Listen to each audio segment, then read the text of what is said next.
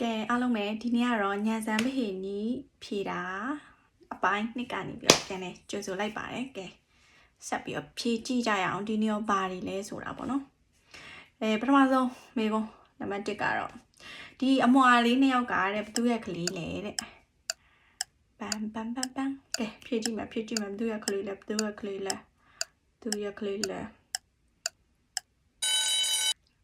အဖေကတော့တဲ့စီပါတဲ့ဘာဖြစ်လို့လဲဆိုရင်ねဒီဟုတ်တယ်နော်ဒီခလေးလေးရဲ့လက်မောင်းမှာခလေးလေးနှစ်ယောက်ရဲ့လက်မောင်းမှာလည်းအမှတ်ပါတယ်တဲ့သူစီရဲ့လက်မောင်းမှာလည်းအမှတ်ပါလို့ဖြေမှာတော့နံပါတ်စီပါတဲ့ကဲ okay next one နောက်ထပ်မေးခွန်းနှစ်ကကြတော့လူသက်သမားကဘာလုပ်လဲတဲ့လူသက်သမားကဘာလုပ်လဲဆိုတော့လူသက်သမားကB လည်းမဟုတ်နော်တွေ့လဲC ဟုတ်ဘူးတဲ့လူသက်သမားက A ပါတဲ့ဘာဖြစ်လို့လဲဆိုရင်ねဒီကောင်မလေးရတဲ့သွေးမထွက်ဘဲနဲ့ပေါ့နော်ပါးစားဟာနေဆိုတော့သူကဒီလိုအသက်ရှူကြက်ပြီးတော့တေးဒီလိုမျိုးပုံစံဖြစ်နေလို့တဲ့ကဲဖြေမှန်ကြလားနောက်ထပ်မေကွန်းတစ်ခုကကြတော့ကောင်လေးရဲ့ရည်စားဘာတူလဲတဲ့ကောင်လေးရဲ့ရည်စားကဘာတူလဲဆိုတော့ Mary Bဘာဖြစ်လို့လဲဆိုတော့ဟိုနောက်ကတစ်ပင်မှာလေ A နဲ့ M ရေးထားတယ်တွေ့လားဟုတ်တယ်အဖြေက B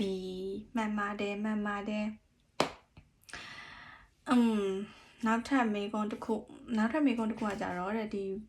ဘောလုံးကိုခလေးရဲ့ဘောလုံးကိုတဲ့ဖောက်လိုက်တာဘာတူလဲတဲ့ဘာတူလဲတိုက်ရတော့ဖြေရရန်တွေ့လုံးနဲ့ A နော်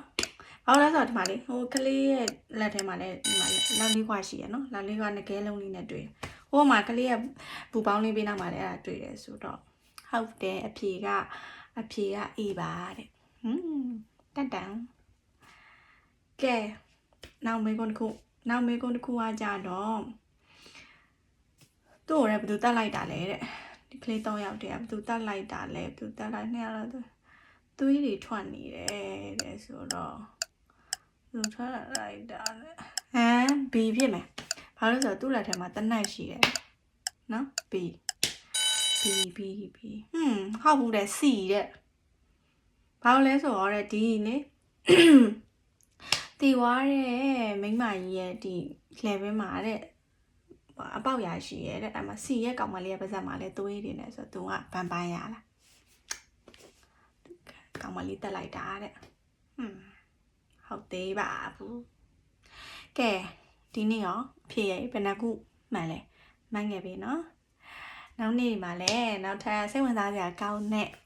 မိန်းကုန်းလေးနဲ့ပြောင်းလိုက်ခဲ့ပါမယ်